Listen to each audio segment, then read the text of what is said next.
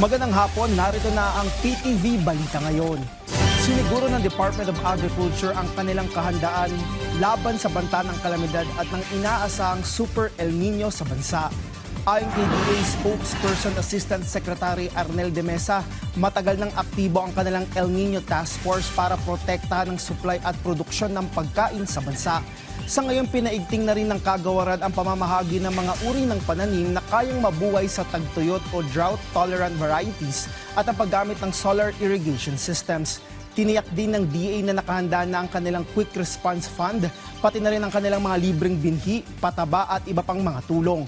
Pangkabuhayan para sa mga lokal na magsasaka sakaling maapektuhan sila ng kalamidad. Sa ibang balita, nagsagawa ang National Task Force to End Local Communist Armed Conflict, DILG, Bicol at iba't ibang partner agencies ng barangayan sa Bicol Servicio Caravan and Solution Seeking Dialogue sa Catanduanes bilang bahagi ng pagdiriwang ng Open Government Week at pagpapatupad ng Retold Community Support Program.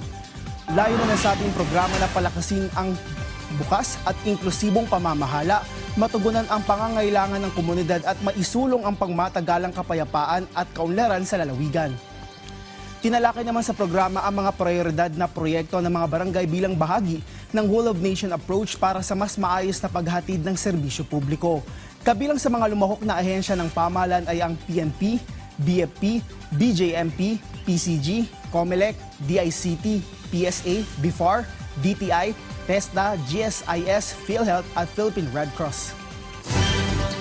At yan ang mga balita sa oras na ito. Para sa iba pang updates, i-follow at ilike kami sa aming social media accounts at PTVPH. Ako si Rod Lagusad para sa Pambansang TV sa Bagong Pilipinas.